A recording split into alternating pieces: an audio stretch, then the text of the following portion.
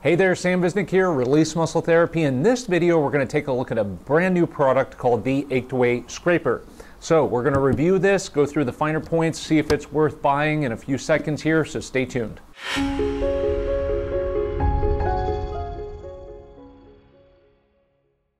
All right, welcome back. In this video, we're doing a quick product review. Was happy to get the brand new Achedaway Scraper, so we're going to talk a little bit more about this.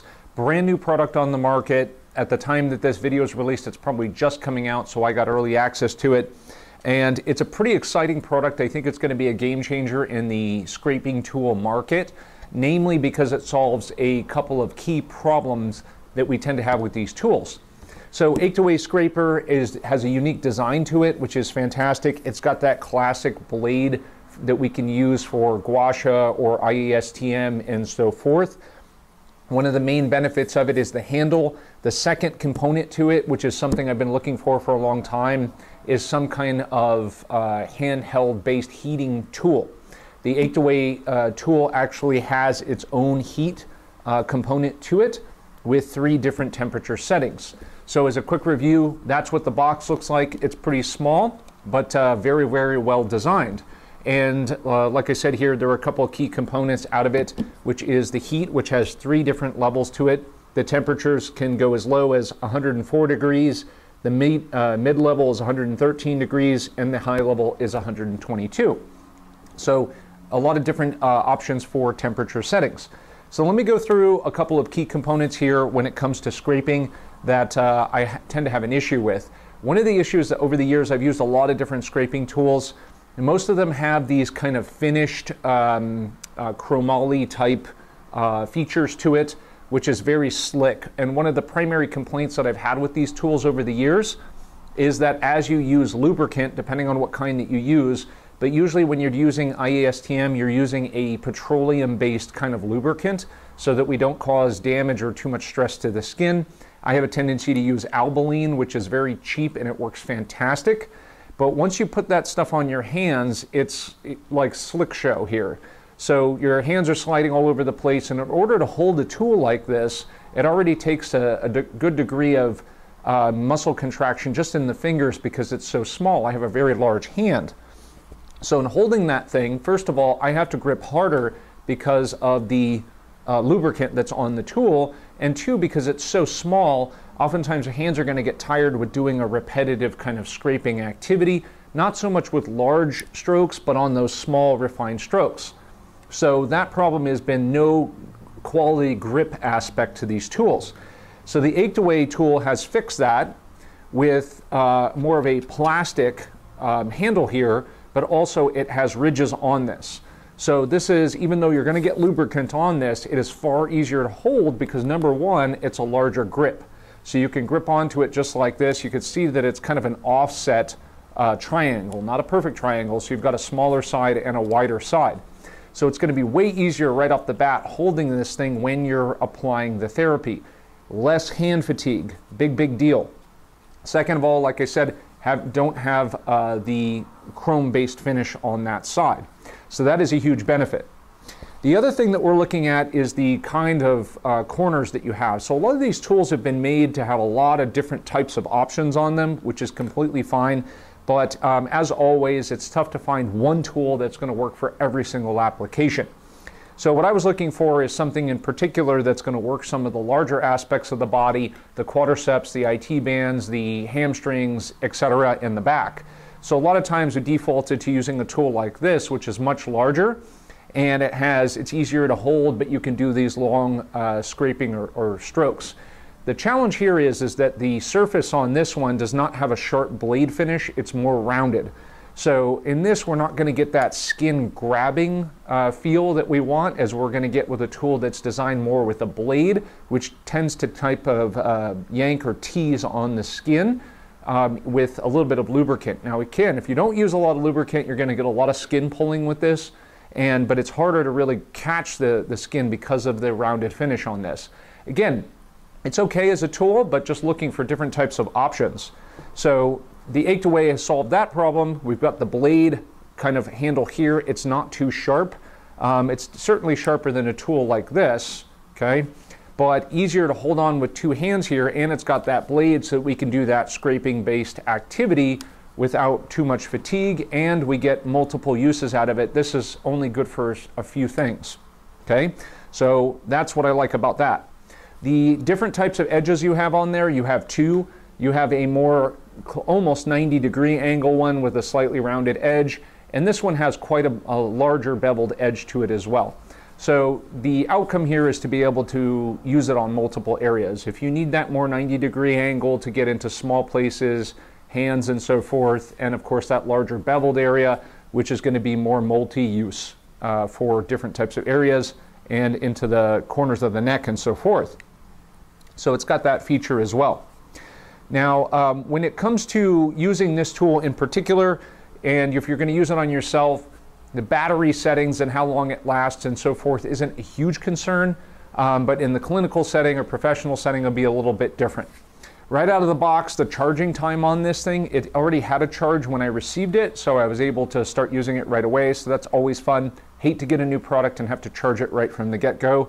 But the charging time on this completely, it says it takes 4 hours. That must be when it's completely dead, because I've been using this for almost 2 weeks now, and I can tell you that the charging time is much less than that. It usually seems to be about an hour, and usually I start charging it when it's about halfway done, maybe about 3/4 of the way. It doesn't seem to take 4 hours. So it's a pretty quick charging time, in my opinion.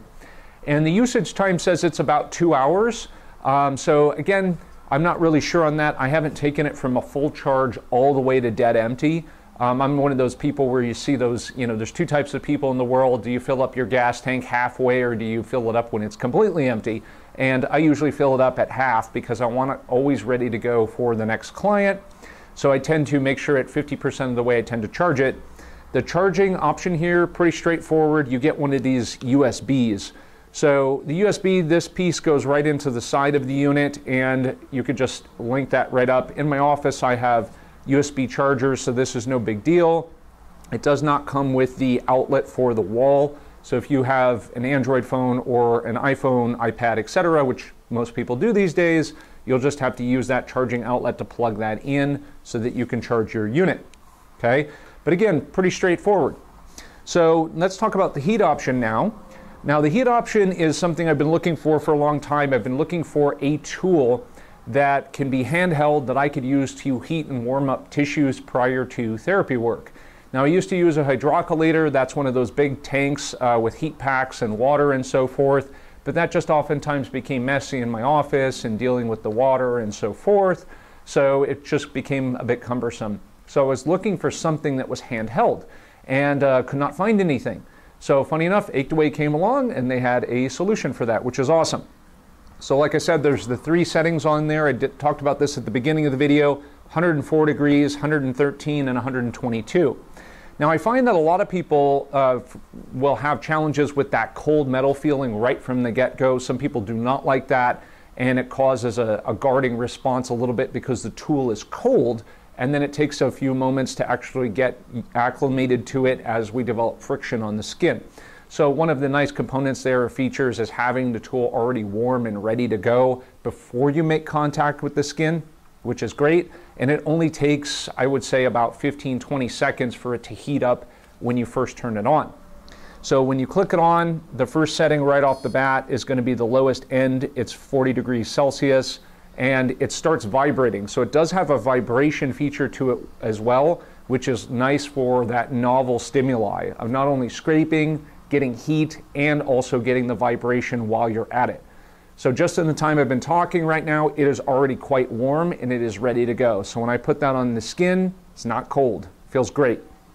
The second setting, which is the 45C, it's quite warm. It's something, for example, the client or yourself, of course, depending on who you're using it on, is going to feel that right away. It has a warming sensation to it. It's fantastic. Like I said, I think it really adds a nice little feature to the therapy.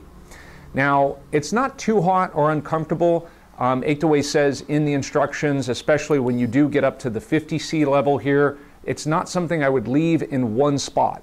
Now, because I don't think you'll necessarily get burned, but It's kind of uncomfortable in certain areas of the body that are heat sensitive. I wouldn't leave that thing on there for any length of time. Usually with scraping tools, we're doing movement anyway. So we're gliding across the skin.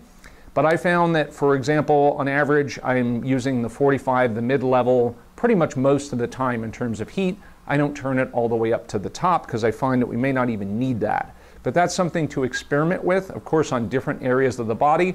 I'm sure a lot of people would appreciate the hottest setting on their back or on their hips or their legs and so forth. It'll be pretty tolerable. So just trying to see if there's anything else that I missed here. Outside of that, time that you can use it. I've had this, like I said, working with people, plugging it in, using it throughout the day. Very durable. I get through most of my days. I don't use it for every single client for every type of problem. So, of course, if you have a practice where you're planning on using this scraper tool with every client, you're probably going to need to have 2 of these so you can have one charging while you're using the other one and alternating the 2. Okay. Sanitation, pretty straightforward on this one, as most scraping tools are. It's not hard to sanitize and to keep this thing clean, so it's definitely something that would be ideal for clinical use. So that pretty much sums up what I found with the Achedaway Scraper. I think this is a fantastic tool, easy to use, reduces therapist or individual hand fatigue because we're not having to deal with that component. It's just really, I think, is going to be a great workhorse, and I think it's well designed and it'll last a long time. So if you're interested in grabbing one of these, of course, head down below in the description. I oftentimes include a link and or a coupon code that'll give you a little bit of a discount on this. If you want to grab it, go ahead and use that link below.